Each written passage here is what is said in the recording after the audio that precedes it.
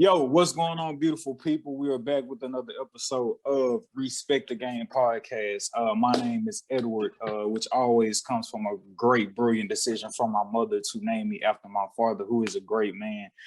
Please tell your friend and to tell their friend, and then tell that other friend to follow at EMAC Stats for all your up-to-date sports coverage on whether that's high school level, college level, or the pro level. And like I always lob it to my brothers. My name is Edward, but on the podcast, my nickname is Nathaniel because I am nothing without my brothers. So, fellas, please introduce yourself to the people. Man, Shawn is a likely suspect, back at it again, charismatic, good excellence at his finest. Sinus is acting up, but he's still shining. This is Black Peace, host of Talkin Smoke. Also, check that out on Spotify, Apple Podcasts, all that good business. Also on Facebook and Instagram. But man, just kicking it with the guys. Your boy, Coach Johnson. I am the husband of Jordan. I'm the father of Harper and Juice. I'm here to bring the controversy and to challenge your thinking on things and to help you see things with just a little bit more perspective. Good afternoon, beautiful people. It's the one and only Senator Xavier Miles, and on behalf of me and the brothers, I just want to say thank you so much for tuning in. Please continue to tune in. We love you. Take it away, Edward, and go get Talkin Smoke. All facts. Make sure you go check out Talkin Smoke. Our boy Darnell is gradually but definitely moving into his video episodes. So make sure y'all go check those out. So real quick shout out before we get into the depths of the show.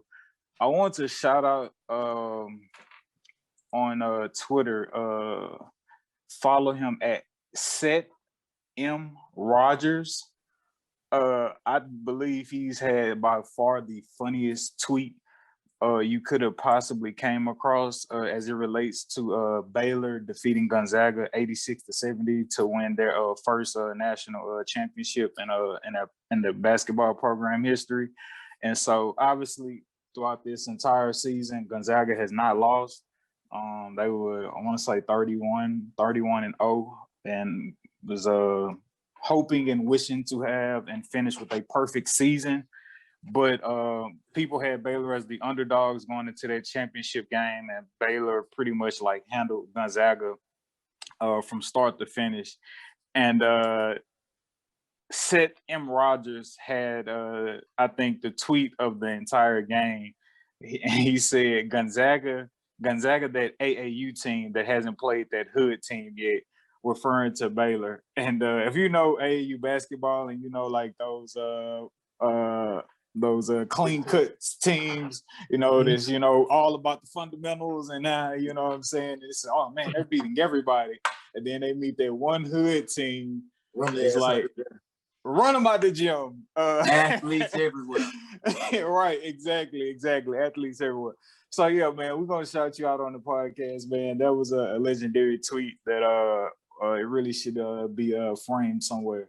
So shout out to Seth M. Rogers. You can follow him. It's still retweeting and getting liked as I'm talking about it on the podcast at SETHMROGERS, Seth Rogers. So shout out to you, bro. That was a great, brilliant tweet. But yeah, man, getting into some Jackson State football. Jackson State has now lost their second game in a row. I don't know if we should immediately hit the panic button. I skimmed the game. I was kind of caught up in March Madness, so I didn't watch the whole entire game with the meat and potatoes of it. But I know Coach Johnson, you did. So what was your takeaway from Jackson State losing their second straight game to Southern University? My take is I wasn't surprised. I didn't watch the game live. I had to go back and rewatch it. I think I was doing some work at the time, but my dad, who is a graduate of Southern University, he's a Southern Jaguar, so he was gloating. He texted me the score at the end, you know, all that stuff. But Yeah, I wasn't surprised at the score because, like we talked before, I don't think that Jackson State has the talent on their team right now that even matches up with the rest of the SWAC. At least from what I've seen from other schools, or at least the teams that are winning right now. Um, but you know, I still think that they, you know, could be a formidable team this year. But I think they're going to have issues because I don't think they have talent across the board like other schools do. Southern was a lot bigger than them. I mean, you know, you look at the size of Southern's running back versus the size of Jackson State's running back. They both pretty much had about the same speed, but you know, it looked like Southern's running back would have, you know, eaten Jackson State's running back, you know, for lunch, probably as a snack. You know, so is, you know, that's just there.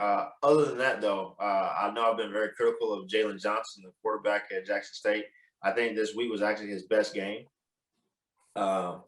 But also, too, I think that they have to figure out some things on the offensive side of the ball. There must be something. I don't know how much they're putting on his plate as far as recognizing blitzes and stuff like that, and being able to get the ball out quickly. But this is the second week in a row they've had issues with the blitz, and I don't know if it's him or if it's just the way the offense is constructed that they don't have hot routes built off of, you know, things so they can easily get the ball out quickly, or if he's just not recognizing it. So I don't know what the issue is there, or I don't know who to put the blame on, but they have to fix that. You know, they put themselves in horrible situations when they can't block that there. And then defensively, you know, this will be my last point. They get gassed a lot in the run game because they are a gap defense. Now, I've coached a gap defense before. It is very effective as long as everyone does their job. But when one person messes up, it's when you get these long runs, and that is just reps after reps after reps after reps after reps in practice. That's all it is. But really, most of it is coming from, at least when I could see this past game, whoever they have at safety, whoever's at safety, they are not trying to tackle. They are timid coming up to filling up the alley and filling in their gap, and that is leaving a wide open gap for these long runs to happen. So, is it time to push the panic button? It depends on what your expectations were for Jackson State. If you were expecting them to go to, you know, FCS National Championship, then yeah, push the panic button. But if you recognize that, hey, you know, there's a reason why there's a new coach there. The program hasn't been doing great. It's going to take time for the thing to come together. I think they'll be fine. Right on. And definitely have to show love to an H-Town native from Southern. Corey Williams balled out against Jackson State. And like I was saying last week, when Jackson State comes, you know, when you have Jackson State on your schedule, take full advantage of that opportunity, knowing that you're going to be on ESPN, knowing that you're going to have all the cameras on you. Corey Williams, he definitely did that. Redshirt freshman, went to Episcopal High School, again from H-Town, Houston, Texas. Yeah, I would, for everyone watching HBCU football, I would look out for him coming up. He's a redshirt freshman. So, you know, he's probably only either 18 or 19 right now. Yeah. But if they had, you know, a quarterback that could actually throw over there as well, I think that him out of the slot would be very, very nice. So, you know, I think over the next couple of years, he should have an opportunity to really break out. Yeah, man. He was a 3-star recruit. He had a couple D1 offers or a couple of FBS schools, Kansas and Army, offered him coming out of high school. He decided to go to Southern. That boy chose HBCU, man. Respect. Again, Corey Williams, wide receiver, redshirt freshman for Southern University. Against Jackson State, he had 3 receptions for 49 yards and 1 touchdown. Had 1 rushing attempt for 11 yards, man. Triple salute to you, man. H-Time repping. So with Jackson State having this second straight loss, I'm going to throw this question to you, Shawn Hard. Does Jackson State need to be successful or like prove out to be a powerhouse for people to maintain the attention and for their success to maintain a buzz and a spotlight around HBCU football in general? Is that? I mean, I feel like the answer is just due to the fact of, you know, that's how the spotlight got on them initially, right? Just off the name and the hype alone. So, you know, if you want to keep that same energy, as the kids would say, or like, you know, steady that wave, I mean, you got to just hold up your end of the bargain of what you know, initially got known for, you know, so winning begets the attention. So, you know, you got the attention off the name alone, you know, at first. So to keep it, you got to like actually win. But, you know, like you said earlier, you know, they got a new coach for a reason, right? You know, the program wasn't that good. So obviously you do have to give him time. I say around year 3, you know, we should, if he stays that long, right? Because coach has said that, you know, he may be a hot commodity. You know, if they, let's just say they reel off all nothing but wins, you know, here on out, you know, he could be highly sought after. So, you know, just got to play it by ear, but, you know, they definitely got to keep that same, you know, that same energy for sure. Yeah, I would second that. And I think, you know, right now, if the you know, their season doesn't go that well for the rest of this year, it might die down a little bit. But, you know, really right now, they have a lot of energy is off of Dion, right? It's not really Jackson State is off of Dion. That's going to die down a little bit, you know, because, you know, okay, hey, you know, Dion and, you know, HBCU, all right. But I really think that their goal needs to be, hey, North Dakota State, South Dakota State, James Madison, Northern Iowa. These are perennial programs, App State. These are perennial programs that are winning FCS championships year in and year out, or at least they're in the, you know, Final Four year in and year out. And they're getting guys, 3 or 4 guys in the league every year, right? You know, North Dakota State is going to have 2 players drafted in the first 2 rounds of the draft this year, right? And really 3, because Jabril Cox was there for 4 years before he graduated and transferred to LSU. So, you know, that's where they need to be at, right? Not just winning the Celebration Bowl, not just being the best HBCU, but being the best in that level of football. You know, that's where they need to be at. Once you're there, you know, the glitter and glam of Dion, sure, but you get respect as a full program now. So that's where they need to shoot for. I got you. Trying to get respect as a program, not just because of Dion is ahead over your program. I got you. Black Peace, I'm very intrigued to know your perspective on this. So Paul Pierce was just thugging on IG Live. If you was able to see it, he was, you know, on IG Live, had some strippers around him, he was getting a neck back massage, had a stripper over his shoulder, twerking. I'm not sure. I know there's various different clips on IG Live or whatever, and he may be doing something on one clip and doing something in another clip. But yeah, obviously we know Paul Pierce played for the Celtics, retired. Now he's been on NBA's The Jump, NBA Countdown. And I don't know. Well, yeah, Paul Pierce, he was smoking weed in the IG Live video. He definitely was smoking weed. Since that video came out over the weekend, ESPN has you know, cut ties with him. He's no longer affiliated with ESPN. He's no longer affiliated with The Jump or NBA Countdown. We won't be seeing him on that anytime soon. Some people can laugh at it. It could be a funny situation. Some people can feel like, oh, this is serious. We should take this seriously. What is Black Peace's perspective on how this transpired with Paul Pierce? Glad you asked. I feel like he's living up to his name. I feel like he's being the truth right now. Straight like that. He's being the truth.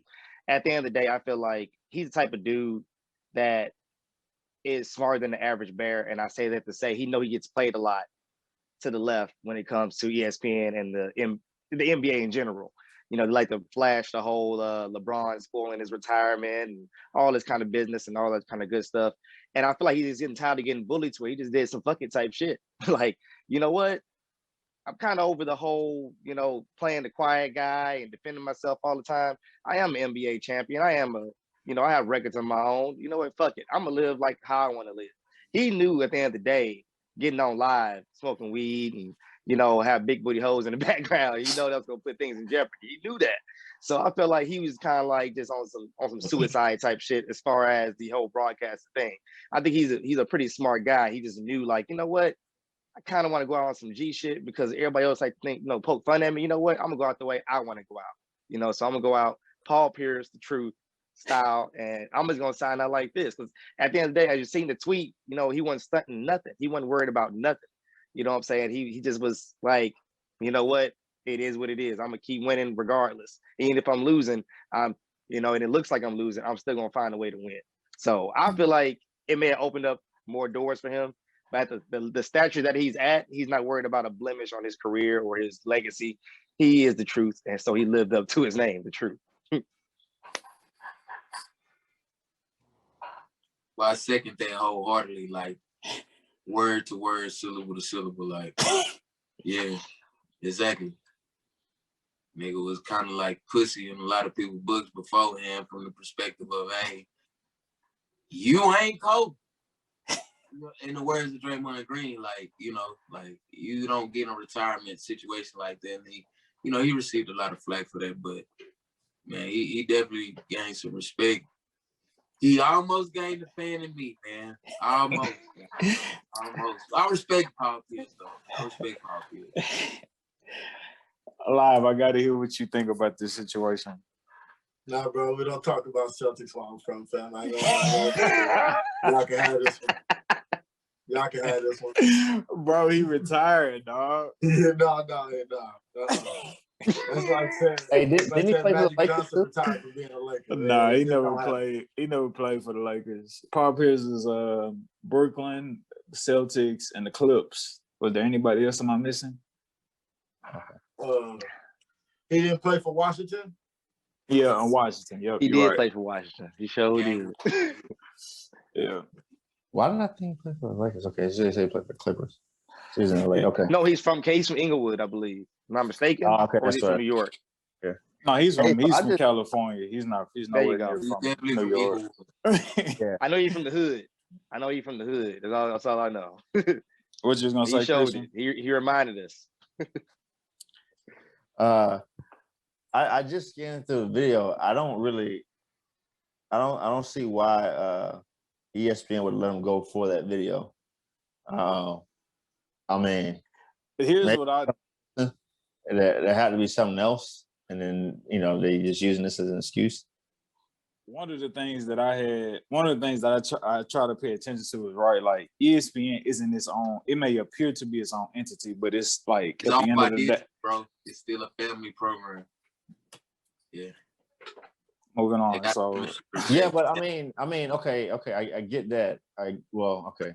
Yeah, never mind. Yeah, there's no way around that. It's just no way around that. That's why they have like all their little resorts and stuff and little skill challenges. Like you think they have them at the Disney resorts.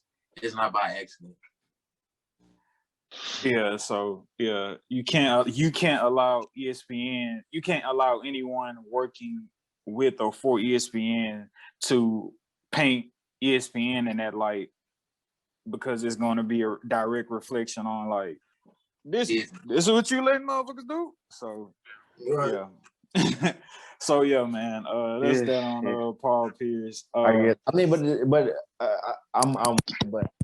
still don't. I mean, I still you don't see the wrongness or necessarily illegalness in it. Yeah, it's not. I mean, is that what you're saying? He did, right? It's just a matter of public perception and how they want to be. And you working for somebody, right? When you work for a public company like that, and you're a public figure, you do have an image to uphold. And I'm pretty sure he's contractually obligated not to paint the company in a light with you smoking dope on the live, though it's legal, right? Where he's at. And the strippers are legal legal tenured workers. Yeah, but it's not like that. It's not like I-9 contract, I believe. Okay, but it's not like it's women stripping in the video. It's girls walking around in bikinis. I can't. We can't force him. Slippery slope, my I brother. don't think we can. It's girls walking around in bikini, and he's showing a card table, and it's girls in the background. Slippery Yeah, slope. man. No, he said. No, he on the live calling strippers like, why you need to be here? It's cursing. There's cursing. There's profanity in the background. Whoa. We're not gonna do that about cursing, though. We're not gonna do that about cursing. Yeah, we're not gonna make that to. We're not gonna demonize cursing. Many folks curse. That's I what refuse. you're saying, though. Why demonize? I don't know, man. I just Cursing is something that's already used in the NBA point blank. So we can't do that. That's impossible. Man. Yo, but That's hold almost on, impossible. bro. You bringing up this, you saying that, Darnell, like completely, like, I mean, it's probably like water under the bridge at this point, but like, I hate when like stuff happened the day after like we actually air or shoot the podcast, or you talk about like not demonizing curse words and so forth. Like even LeBron James, my bad, Bron. Even Kevin Durant with his situation against what's his name, Michael Rappaport, right? Like KD got fined for what he was saying. You know what I'm saying? Like yes, there were not racial, but homophobic slurs and like the DMs that he was sending Michael Rappaport, but also cursing and so forth. You know what I'm saying? Bro, So I mean, I don't low key like hella disrespectful. If I like would have got them, like I'd have been like, bro, pull up. Matter of fact, and really show me that you living like that, Katie. Yeah, I didn't see it. I didn't see it or hear it for myself, but I heard on some podcast and I think somebody said it. But like apparently like KD and Michael Rappaport like had like a relationship prior to that incident, and like KD was basically saying like, bro, I say like crazier stuff to him, like we talk like that on a regular or like when we in person, so to speak. So like I don't know, like you said, Isaac, man, KD he like went AWOL with that one, and maybe Michael Rappaport like felt like, yeah. At the end of the day, was there actual threat in there? Probably felt really threatened. Was there actual threat in there? What he was saying, huh? Was there actual threat? I mean, the cursing and everything. It Was was there actually like, hey, nigga, bro, I'm gonna link fuck up you right up? here.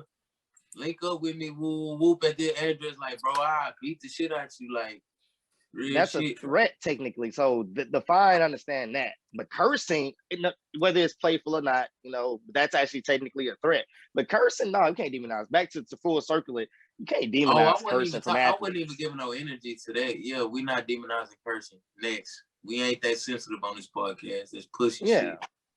Yeah. So basically, Paul Pierce can curse all he wants. It's just, it's the more of the strippers in the house and the smoking. You can drink as much as you. It's the image, brother. It's the image. You can't do that and work for a Disney-owned company.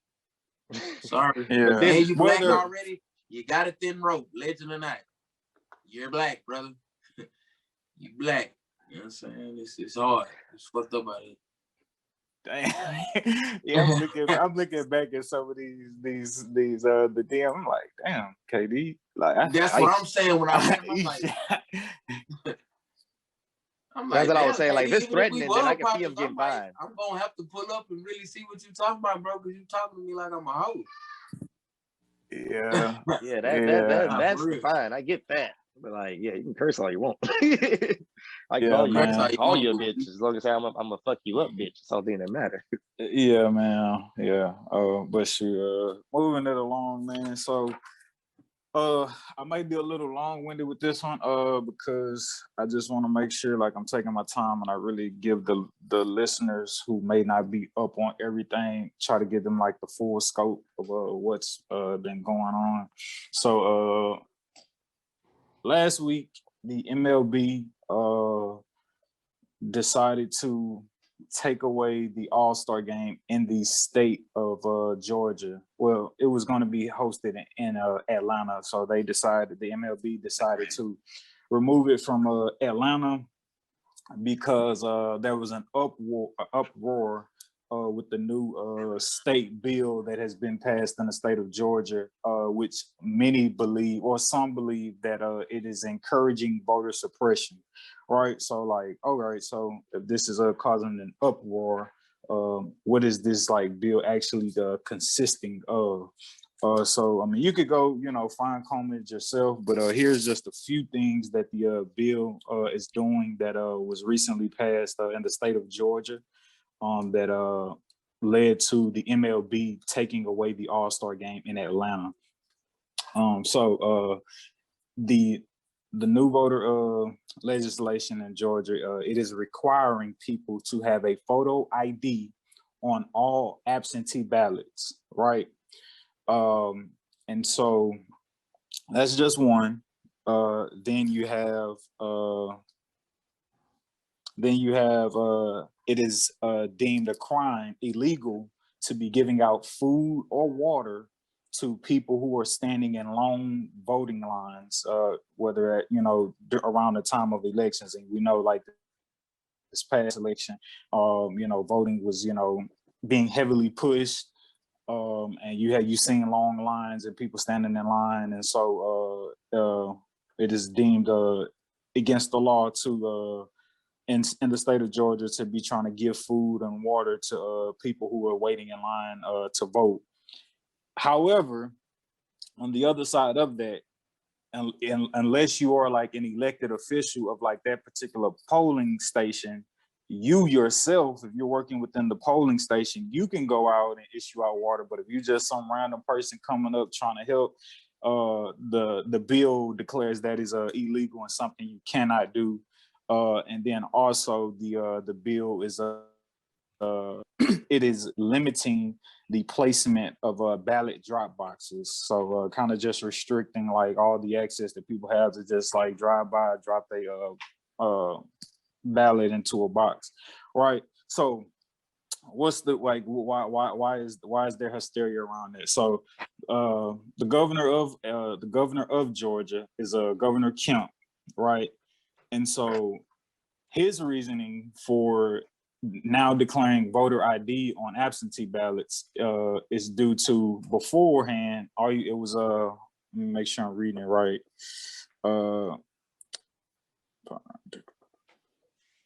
Beforehand, all you had to do was have like a signed signature. So there was just like a signature comparison, right? And then obviously, Trump is raising all kinds of hell, like, oh, do the recount. This isn't right, or whatever the case may be. So and alleging that like with the polls and having to hand count them, that like there was some illegal fraud type stuff going on with the voting. So now you can't just sign it. You have to attach a voter ID on all absentee ballots. And George Kemp, from his side, is declaring this a way to make it easy to vote and hard to cheat. And so, and then on the other hand, keep in mind, right, that Governor Kemp is up for election next year. So some people tend to believe like, yo, he don't want what happened to Trump to happen to him. So he's trying to implement, let's see Christian smile.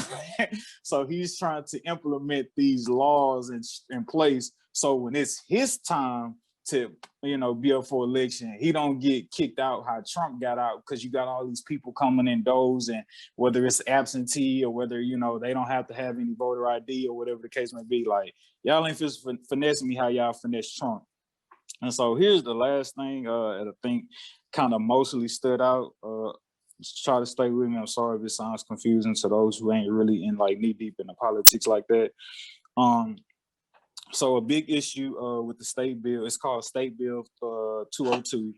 State Bill 202 gives state level officials the authority to take the power of county to take the powers of county election boards, allowing the Republican dominated state government to potentially disqualify voters in Democratic leaning areas, right? So what do that supposed to mean, right? So before this bill was put in place, the county election boards had the power and jurisdiction to dictate how they're going to go about doing the voting and so on and so forth, right? So now with this new bill, the power and jurisdiction is not really predicated on the county election boards. It's now given to the state board of elections. So the state boards of elections can come down and look at the county board and be like, hey, we don't like how y'all are running things right now. We don't think y'all doing a good enough job. So because with this new bill, we have the power to shake up y'all county. We could take people from that board and implement new people in y'all board, which can be a heavily Republican board of a heavy Republican board of elected officials on that board at the county level. Forgive me if that shit sounds confusing, y'all. And so like people are kind of people like the Stacey Abrams and everyone like in her circle and other people feel like, hey, if Governor Kemp is able to create the power in the state election board, and the state election board can pick and choose who they want to be in the county election board, then like, and when we talk about power, right, the specific power I'm talking about is they have the power to dictate voter eligibility and possibly disqualify ballots as they see fit, right? So Governor Kemp to state people, they're gonna dictate the county people. And if I got my people in there from the Republican side at the county level, if it look like I'm about to start losing, I got y'all in place to be like, again, forgive me if that's confusing. Trying to get y'all the whole shebang as much as I can to let y'all, formulate your own opinion. And as well, we encourage you to go do your own research. And so yes, man, that is why it's wrapped around people saying they feel like this is another form of voter suppression. Stacey Abrams claimed that like, yo, a bill like this, it passed too quickly. It happened so rapidly that, like that within itself should tell you like it was something wrong with it. But yeah, man. So again, forgive me, y'all, if that was confusing. But yeah, Coach Johnson, what is your take on that situation? Hold on, before you go, Chris, I'm sorry, forgive me. Sedacious, why are you cheesing? I'm so curious to hear what Coach Johnson has to say. Okay. Okay. So one, I haven't looked into the board appointment stuff that you just talked about last, Edward. So I really can't speak on that. I think in the way that you were explaining it, there were a lot of allegations in that explanation. So things that could happen may not happen. So I'll have to look into that. So that part I don't really necessarily know about. Everything else, though, right? The bill is as simple as this, right? Let's just take it away from voting real quick, okay?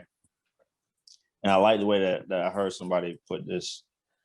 Let's say I am riding my bike and I go to a neighborhood, right? And no matter what neighborhood this is, I'll just go to some neighborhood. And I'm the type of person, no matter where I'm at, I want to lock my bike up, right? And if certain people see me locking my bike up in particular neighborhoods, they're going to say, oh, you're doing it because you think X, Y, da, da, da. And it's like, well, no, I'm the type of person I just like to light my bike up, okay? My wife is that type of person. I'm personally not, but my wife's that type of person. So you get those type of people and they say, hey, look, we want to make sure we have as much particular security as we can around certain things. For people doing this particular Georgia bill, they're, from my understanding, they are looking to have election security. Right now, I understand everyone's fear that the right Republicans over here trying to make sure the Negroes don't vote. Okay. No, not happening. There's a wonderful article by Mr. Give me a second. Let me get the brother's name. And before you get to that article shit, man, acknowledge your brother. Mr. Nate Cohn. Mr. Nate Cohn in the New York Times. Mr. Nate Cohn in the New York Times, who is no conservative. He is as lefty gets. And he talks about the perceived voter suppression that always gets talked about and what happens afterwards. There's a higher engagement of voting amongst the perceived suppression group whenever people talk about that. So even if people are trying to suppress votes, whatever they've done since the 1965 Voting Rights Act has not worked. So this fear of so you're acknowledging that it does happen, but you just I'm just saying this bill is not that. Okay, this bill is not that. This bill is very consistent with other states, other blue states around the nation. I wholeheartedly disagree. Okay, you can wholeheartedly disagree, sir, but you can go look at states like Delaware, like New York, like Colorado, and they are very consistent with what this bill is. Hold on, Christian. Are you telling me that the MLB took away the All-Star game in Atlanta in the state of Georgia, and they've now moved it to Colorado, who has similar voting laws? Yes, very similar voting laws.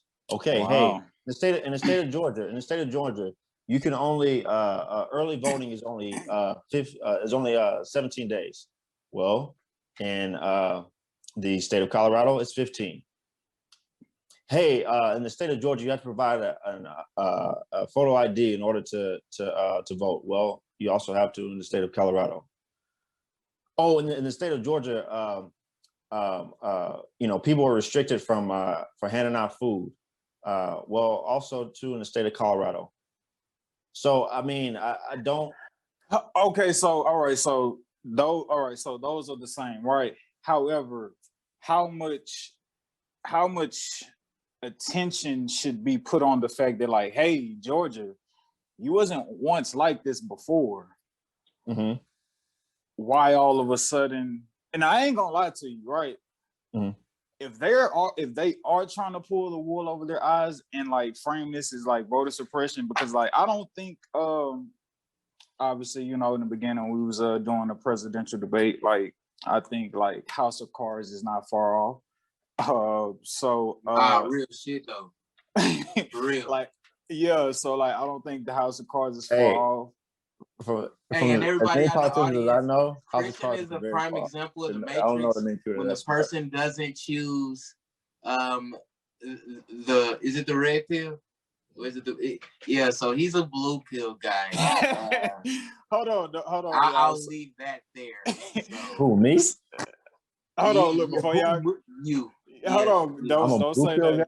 Let me go, guys. Let me go. So with the whole like election, like the state board election and county board state election, I ain't gonna lie. If Kemp is doing that to finesse like his staying power, that's a hell of a plan. I ain't gonna front the game like that. Yeah, if he's doing that, that's a hard. There's an allegation. Yeah. There's an allegation. But all of a sudden, since they came out in droves, he all of a sudden do it now. Yeah, come on, bro. Well, I'm saying your explanation, there's an allegation. There's an allegation that the current person in power is doing this to stay in power. Man, I don't know. I didn't research gun laws. Christian, Coach Johnson, you have an opinion about that? Why they're trying to pass all these specific gun laws and trying to increase the background check on guns and trying to, really put stipulations on the easy access to guns? Why is that? Why are they trying to change the laws? Wait. You say it again. Why are they trying to change the law for the access and accessibility to purchase and or own firearms within the United States? They are tightening stipulations and making the review process longer in order to kind of, repel, those, purchasing of guns just due to the fact that we've had so many shootings in the past 3 to 4 years, domestic cases of, public shootings, shootings at schools, et cetera, the Las Vegas shooting, the list goes on and on. So are you why do you think and the question is, and I guess I just answered it, right? But it's like, why all of a sudden are they trying to pass these reformed gun laws? It's because it's a reactionary impulse to what society has been dealing with on par for 3 to 4 to 5 years, really longer than that, but it's just been ramping up. So I said all of that to say this, man, it's the same ordeal when these laws come into place about the voting, right? Because we do know in Georgia that just happened, in the past election, there was a lot of controversy surrounding Georgia with how many people came out to vote and how many people were, oppressed in the process of trying to vote, that really, a crowd of population of people who traditionally didn't vote like that before. And it shocked the other side. I'll let y'all fill in the blank contextually. The other side is. No. But, I think, okay. So for someone who represents the other side, I think let me explain what you're trying to say there. You don't have to explain what I'm trying to say, but you can respond to what I was trying to say, because I believe I put it in layman's. Okay. Let me make what you try to say I'll make it more clear. Why you still talk over me? I feel you though. Go ahead. From this side, in response to the 2016 presidential election, right? In response to the 2016 election, right? Republicans in Georgia, right, had no issue with the number of people voting. No issue with the number of people voting. The issue was with irregularities in the voting, right? So it's not that Would that correlate to the number of people voting? Huh? Quick question: did that have any correlation with the number and volume of people voting? The irregularities? Is it any correlation? Yes or no? It could. It could be. You have more. Okay. But listen. Here's the thing. Every election, there are some irregularities, right? There's disagreement about how much, but every election there's some irregularities. Why? Because humans make mistakes. Okay, that's an issue, right? Humans make mistakes. Okay, now you have more humans doing something, more mistakes are going to be made just by humans being humans. Okay, not to say that somebody's doing something nefarious, but humans make mistakes. Okay, that happens, right? So there could have been more just because more humans were voting. Okay, their issue is that, hey, when we see some irregularities, and we're not doing anything about that, we question, wait, why is that? Right? So here's the answer to that question. I don't mean to cut you off, but like irregularities in the form of, we said it could possibly be due to volume, right? So building back to my causation point of every action has an equal and opposite reaction, like I think the irregularities could quite possibly stem from the state of society and people not wanting the same officials that have been running a shit show in a lot of people's minds, right? And they wanted to they wanted to have a voice and say so in, who would be running, the next X amount of years for whether that's but that has nothing to do or the federal level. In my opinion, I do disagree. I got you. Hold on. Before you go, Christian, he disagrees with you. Y'all on different sides. This isn't about converting right now. So right. Exactly. let's make the conversation productive and not rebuttal for rebuttal at this point. Yeah. I'm not necessarily trying to rebut him. I'm just trying to say, I just want to make it clear, right? From me and every Republican I know, which I know a lot. I think I know more Republicans than a lot of people listening to this. The issue is not how many people are voting. The issue is to make sure that everyone that votes correctly, and that we're able to track it correctly, right? And that we don't have people voting who are not supposed to vote, and that we don't have things that are not up to par. Because everyone wants to have faith that, hey, at the end of the day, whatever number comes out, no matter if it's a R at the end of the name, that one, or a D at the end of the name, or something else, we all want to have confidence that, hey, this thing was run well. We don't want to look back at it at the end of the day and say something fishy happened. We want to know that it ran well. So these laws are put in place to make sure that we know that it ran well. Go ahead, Darnell. I want to say kind of like not even back up, but it's kind of give you a little bit of I guess another vision of it. The main issue that people have with it is back in, like you said, in 2016, there was no laws being made due to the results of, but due to the situation of beforehand, it tends to ruffle more feathers.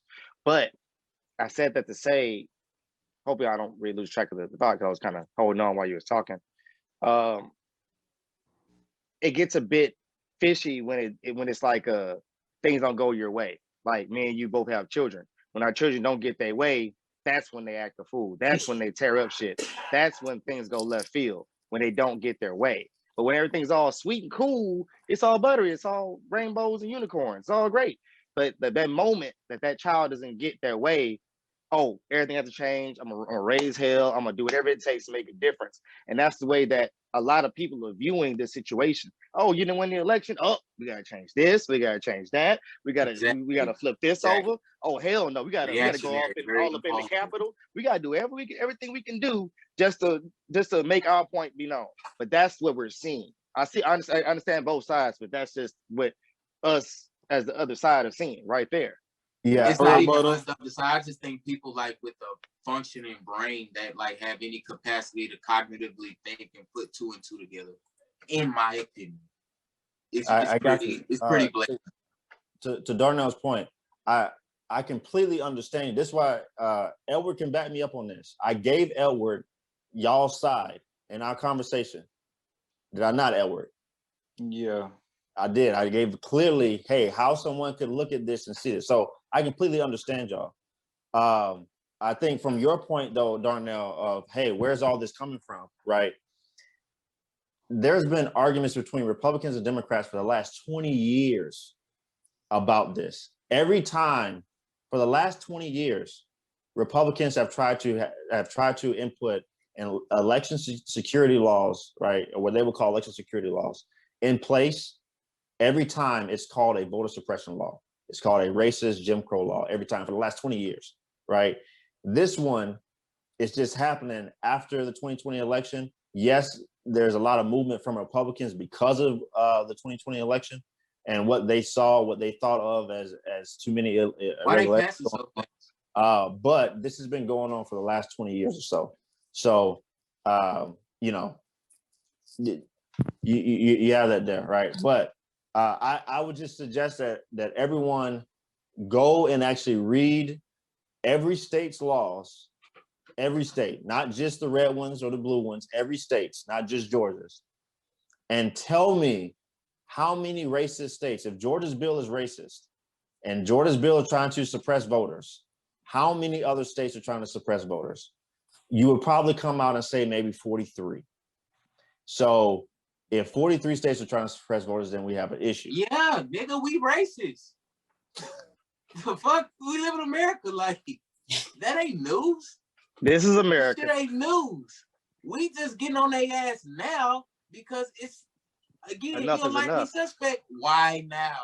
Because we came out and drove, made a real difference, and now you want to silence us.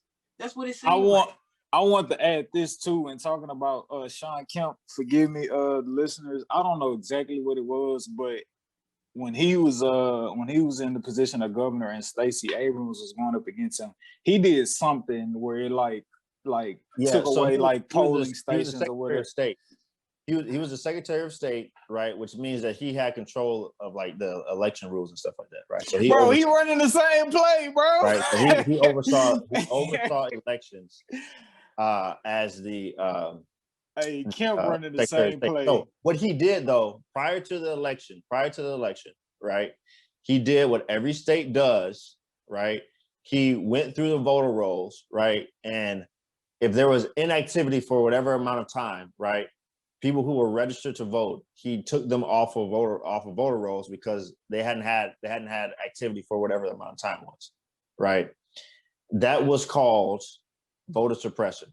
Hey, someone has not been a part of elections for however amount of time. We don't know why. They have not been, you know, they registered. They haven't done anything. So he took them off the rolls, right? And so Why? That's like saying, hey, bro, Kemp is cold. That boy pimp. That boy cold. No, but this happened. But the thing is, it's not just him doing it. Every state does this. If you okay, I'm gonna take your word at the fact that every state does that. And yes, at times like when the spotlight is put specifically on him to be like, yo, why is you doing that? Right? You can kind of get caught up in just like that media perception. So I'm gonna take your word at the fact that every state does that, but the fact that I feel like Isaac, why now? If whatever allegations, fears, that's his marketing ploy. He a cold motherfucker. What he's trying to do, what he's finessing. All right. Can I just explain real quick why he would do that? Just real quick, 30 seconds. 30, 29, okay. 28. The reason I can't do it while you're counting. 26. I can't do it while you're counting. The reason why Shawn Hart, right? Is the fear that, hey, 20. Look, if somebody has died or moved out of state and are not voting in the state, right? I hope you know I'm not a ballot gets sent out to them, right? I'm just saying,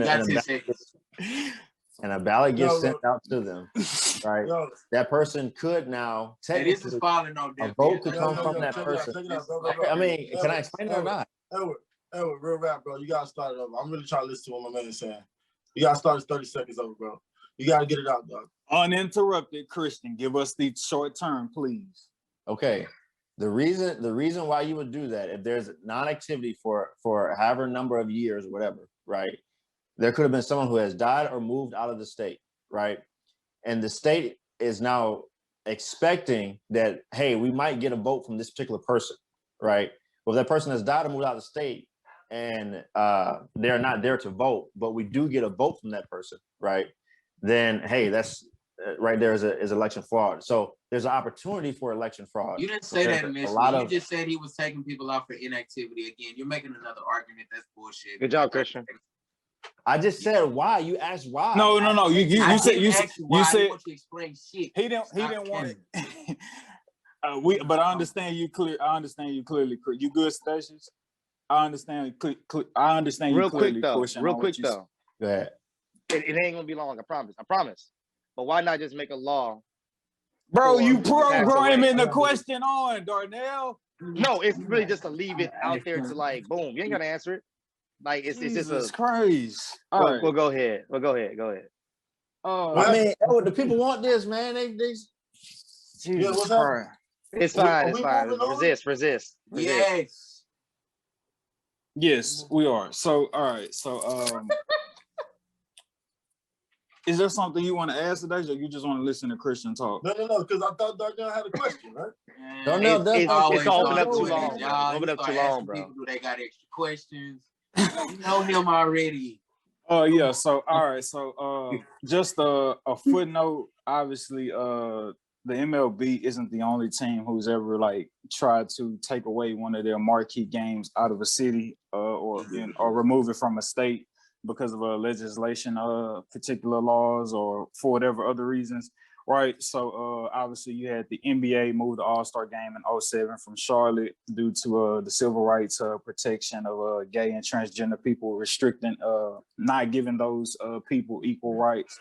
So you remember at that particular time, the NBA had removed the All-Star game out of Charlotte, and the NCAA had did the same thing. They had removed a couple of events from North Carolina in 2016 and 17, also because of those particular laws. And what I did know that I found out very interesting is Super Bowl 27 was removed from Arizona to Pasadena in 1993 after Arizona voted against making Martin Luther King Jr. Day an official holiday. So the MLB isn't the only professional sports league who's done things like that before. So yeah, man. Edward, can we talk about the cost to Atlanta though for the moving? Perfect. Yeah. So right I was now, about to say that. At minimum, right? So right, you think about obviously COVID and Atlanta wide open. So who's to say they still hurting? But that's just a joke. But so right, obviously All-Star game coming, right? You got a whole bunch of travel coming in. So that's economy going into your airport. Then all these different people coming in. That's economy for your hotel, tourism, so on and so forth. Magic City, so on and so forth. So it's been projected that in smaller, I guess like not high profile cities, like when they have the All-Star game in their city, they're making at least 60 million. High profile cities such as the Atlantas or New Yorks or so on and so forth, or Los Angeles, it's expected or projected that with the MLB removing the All-Star game from Atlanta will be losing around in the ballpark of missing out on $100 million of like revenue being employed into that employed into the Atlanta economy. So now that has went on to Denver, Colorado, as the All-Star game will be now at Coors Field. But yeah, I mean, if y'all want to add more onto that, we can. Yeah, moving to Denver, Colorado, that has I think a 9% Black population versus Atlanta that has I think 6%, or it's what I think it's like 30%, but it's high. So I know that they just don't compare. There are a lot of Black owned businesses in Atlanta. Even Stacey Abrams and Raphael Warnock have come out and said that MLB needs to move it back to Atlanta because they understand what it would do to businesses there. So for people that don't know, Democrats who are against the bill. Raphael, you have like no liberal qualities at all, like no liberal moral compass.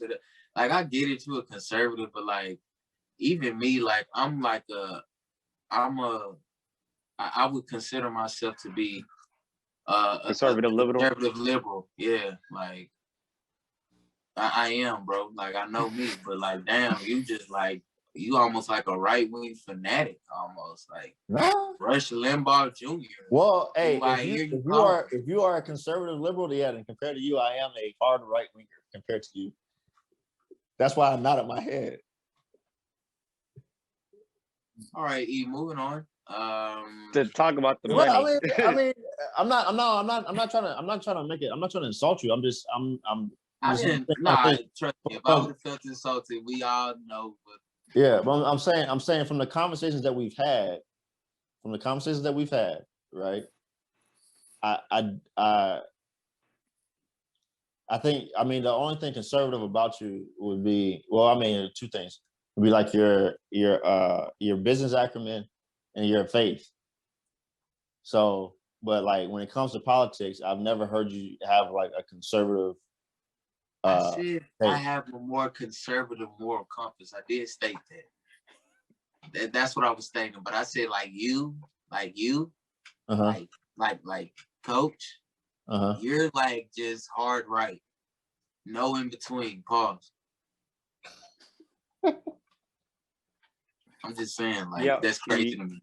Yeah, I didn't want to hang out there. It's just a little, something I noticed and just wanted to kind of pick your brain. But you seem to be a little dodgy today. I don't know if you got your choice. I'm not dodgy. Go ahead, you can pick my brain. Hey, before you go, Isaac, you got a hard 15 minutes. The floor is open. Y'all rock out. Okay. So what's been happening? I've been gone for like the past 10 minutes of this podcast.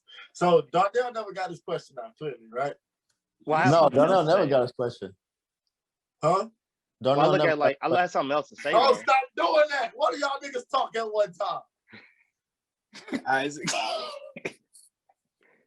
wasn't even talking. Go ahead, Darnell. Go, Darnell. No, I'm laughing at your reaction. Yeah. At the end of the day, man, it's a circle. It's a cycle. I feel like these business people, not business people, but the people that did the MLB and these other events they take away from, they already know it's about the money. And at the end of the day, it's a circulation. That money takes away from the voter. The voter is going to feel some type of way or make them think a little bit deeper, like, okay, should I vote for this motherfucker that's going to put us at stake of making money that's going to take care of us right now? Or we're going to be trying to be on some, other shit, like just so he can secure his job. So overall, I mean, the move needs to be done in a certain situation of just like a circulation of the circle of life of how they live, if that makes any sense. Mm-hmm. What's up? Isaac, do you feel like the MLB made this move because they are against what appears to be voter suppression, or do you feel like maybe they could potentially care less about it and they're just trying to protect their brand and their image? I think it's more so the second one, just due to the reason of the recent spike within the colored community of MLB participants, whether that be of Latin descent or whether that be, African American descent or, any other of the darker tinted, races that we have out here. It's been an influx of that particular demographic within the sport. So in order to kind of keep that target audience, within the ranks, so to speak, I believe it was more of a public image move as opposed to saving face, like you say, just to kind of give off the impression that, hey, the MLB isn't really for this when really we kind of moved it to a state that kind of had these laws already implemented or similar laws implemented prior to.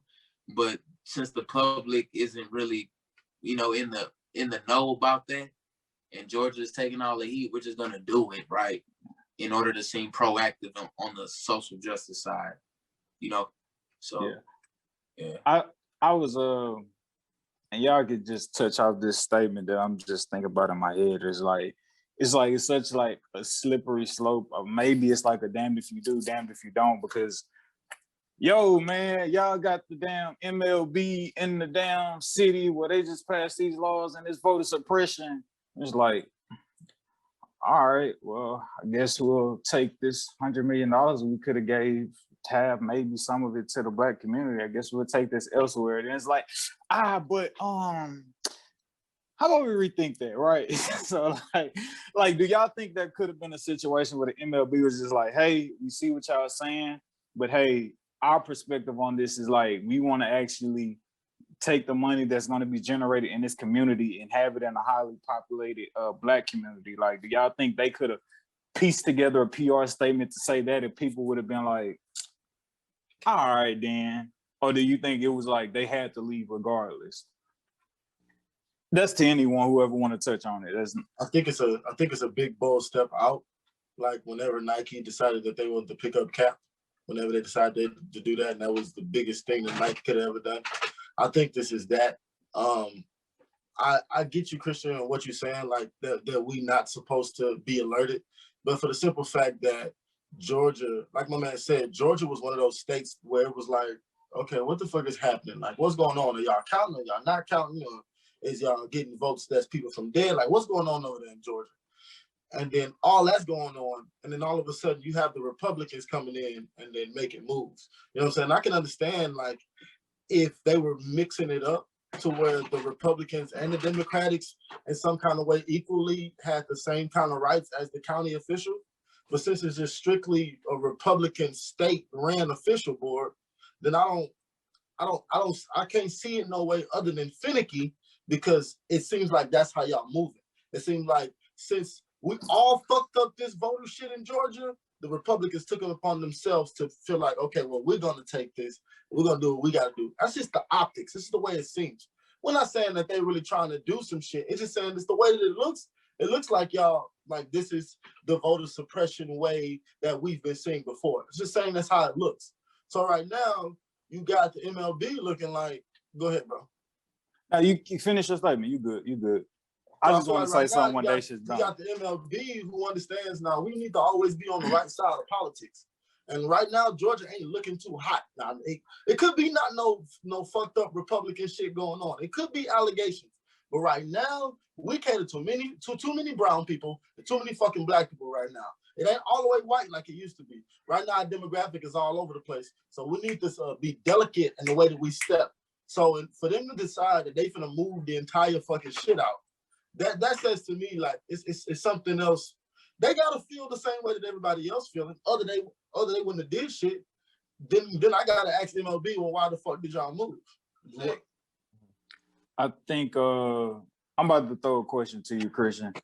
A little bit on what you said, Sedacious. I think, and I could be perfectly wrong. I think the MLB's like large fan base demographic may just be like, you know, like that overseas, like Dominican, the Republican, you know, Puerto Rico, like because those are like, you know, their players or what have you. They love baseball. Right, they love baseball, right? So that's just that on that. I just want to add that. So my question to you, Christian, right? Like how Sedacious was saying, like, yo, there may not be nothing going on. Like Kemp may not be up to nothing. Like that's just what it looks like. It just looks finicky over there. How much of like that perception, Christian, do you think has to just do with like media perception and like if this move had been made, right, and it caught no traction from nobody, nowhere, Nathaniel, do you think people would still care? Or do you think people care because like there's just the media said this voter suppression, so we, hey man, you know, like how much? Well, yeah, I think. I don't want to seem that cynical towards folks because not everybody has time to go and your Republican leader was that cynical towards folks and read every law that's being put out and look into every story, right? Hey, you're driving to work. It's a story on the radio, and they're talking about voter suppression. And you look at something on Facebook or Twitter or Instagram, and they're talking about voter suppression. You look at a 30-second clip, and that's really all the time you have for politics for the day, right?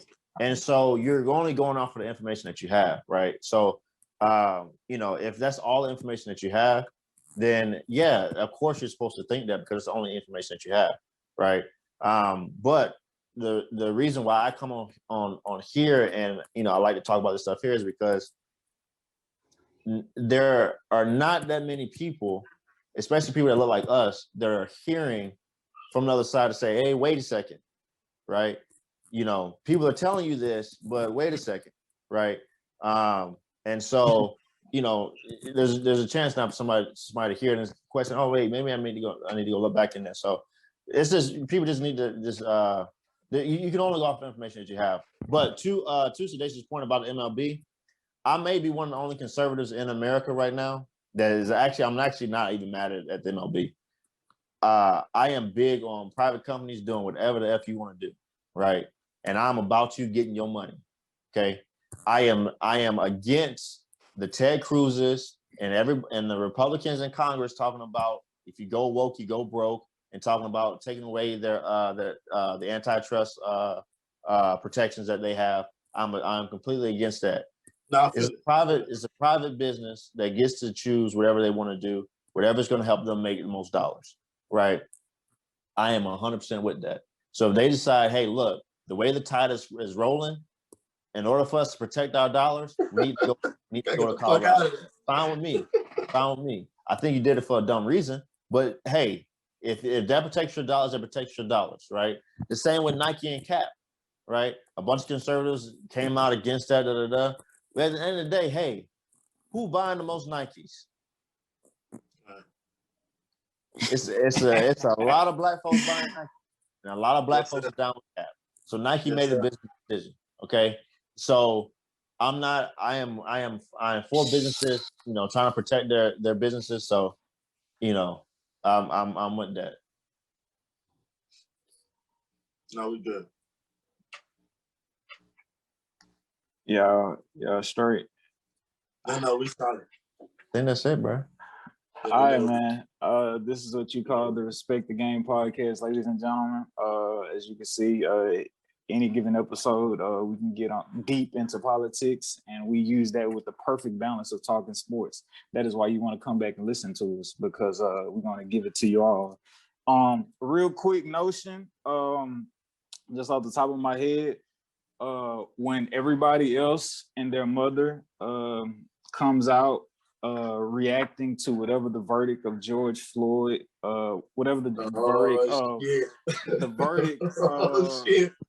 verdict of Derek Chauvin, let it be known that at this podcast, we were not reacting, but we were actually following the case. We're not just going off the media clickbait bites. Early on in the trial, currently right now, you have the two sides fighting based off what is the actual cause of George Floyd's death. Obviously, in the case, fentanyl was brought up, and one of the most intriguing things that I've seen in the case so far is right what actually was Derek Chauvin's what actually was his police academy training. Like, at what point was he being trained that, like, yo, this is a proper technique to detain someone who may be resisting arrest, and within you putting your foot on their neck. And so right now there's kind of like a tug of war going back and forth of like actually saying like, well, when you were actually going through the police training academy, like, were they teaching that? Well, okay, if they were, like, did you happen to be in the class at that time? So obviously Derek Chauvin's attorneys are trying to do whatever they got to do to get him off completely or get him less time. And then obviously the people representing George Floyd's family, trying to do whatever they can to see to it that Derek Chauvin serves time. So I found that it's still early on, but I found that to be intriguing just in terms of just like, okay, like, what academy did you go to that told you to, like, you could put your knee on their neck or whatever, and a whole bunch of medical stuff in terms of just like, all right, was he in cardiac arrest? Was he really pronounced dead by the time he got there? And like all that kind of stuff. So we're going to keep y'all up to date on that. It won't just be reacting to whatever the verdict is. And yeah, man, again, this is the Respect the Game podcast. We will see you beautiful people next week. But before we do, Darnell, shout out the guy you said that be at your job, that you run into at your job, to be checking out the podcast before we get out of here. Yeah, give a shout out. Yeah, give a shout out to Jesse. He has his own YouTube, Savage Life Boxing. He's also a boxing trainer, up and coming boxers and everything. Yeah, man, he tunes in as much as he can, always asks about the show. In particular, he asks about the Chauvin case every chance he runs into me. Hey, we got you, baby. Man. We got him 100%. I told him directly, hey, man, go straight there. Boom, boom, boom. Tune in and tell a friend. Right on, man. So shout out to you, Jesse, man. Appreciate you tuning into the podcast. And as always, thank you to everybody else that is consistently tuning into the podcast. We will see y'all next week. This is episode 25. We are 75% away to episode 100. See y'all next week.